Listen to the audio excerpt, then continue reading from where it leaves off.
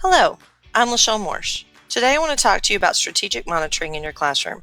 The resources in this PD Byte all have one goal in common: to give you tools and strategies that you can use to integrate the abundance of data available to you with data you collect yourself in order to make micro adjustments that will directly impact your instruction.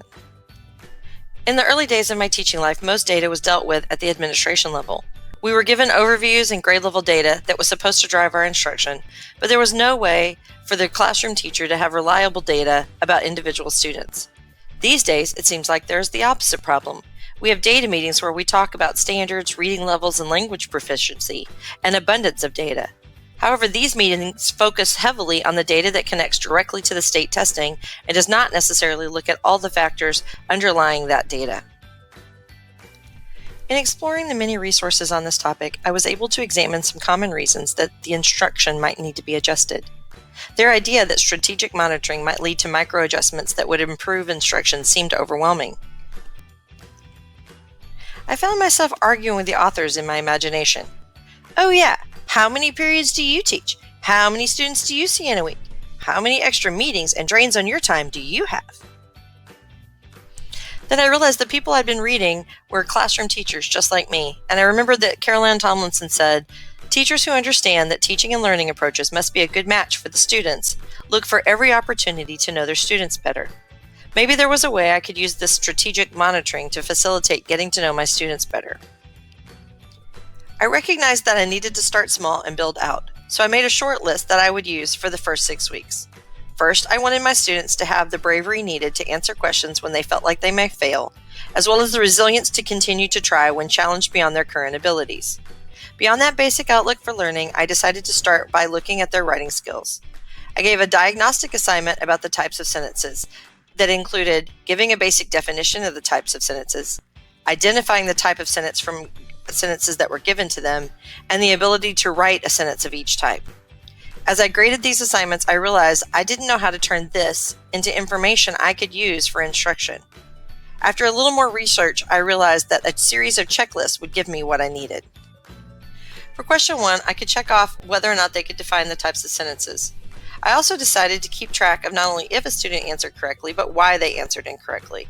So rather than just a yes or no, I made a code. On the question of whether or not students could define the 3 types of sentences, I made a note of A if the student was absent, DA for did not attempt to answer, S for simple, C for compound, and CX for complex. On section 2, I continued to use the code of DA for did not attempt. For students who did not attempt to answer but had all incorrect answers, I just used an X. And 1C or 2C depending on how many compound sentences they could identify. On section 3, I used a similar code to record whether or not students could write their own sentences of each of the 3 types of sentences. The next day in class, I was introducing the wet ink writing time that would become part of our routine on Wednesdays and Fridays. The idea would be that students would write so fast that the ink wouldn't dry on one word before they began the next word. We would start with a limited number of minutes and then add to it as time went by. I decided to create another sheet that would record how long did it take students to get started writing, how many lines did they write in the time they were given, did they have the supplies that they needed to begin writing, and to blend in the grammar we were working on, I would also take note of whether students used any compound or complex sentences.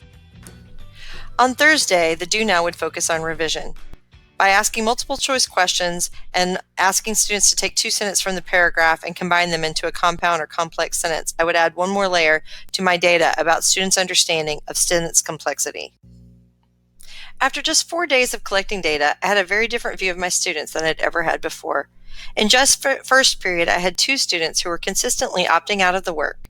I had other students who seemed to have no idea what a compound or complex sentence was, nor how to use either structure in their own writing.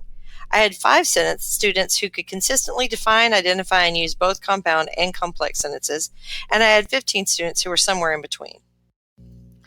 Over the next 2 weeks, I could use these monitoring sheets to measure and evaluate student progress toward more sophisticated writing styles and a better understanding of the ways that editing for sentence types could help them grow as writers.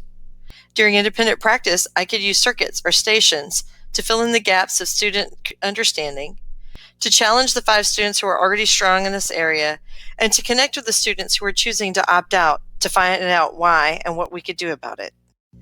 From there, I added sheets that measured students' understanding of how to annotate the text they were reading, find the gist of a paragraph, use text evidence to back up their answers to multiple choice questions, and a variety of other skills that would inform me of my students' progress in writing and reading.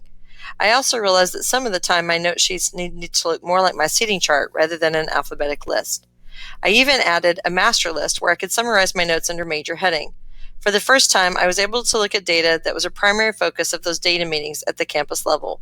But even more, I was able to include the items that I knew went into overall success as a learner that was not measured anywhere on the benchmarks and or the assessment data. Thank you for your time today. If you're interested in this topic, I would recommend exploring the PD Byte by Lodi titled How to Conduct Strategic Monitoring. This will give you resources organized by the specific types of microadjustments, copies of my data sheets, and other resources that will support you as you begin your own program of strategic monitoring. If you do create your own tools or find other resources, please share them back with me. The more we share, the more we grow. Thanks.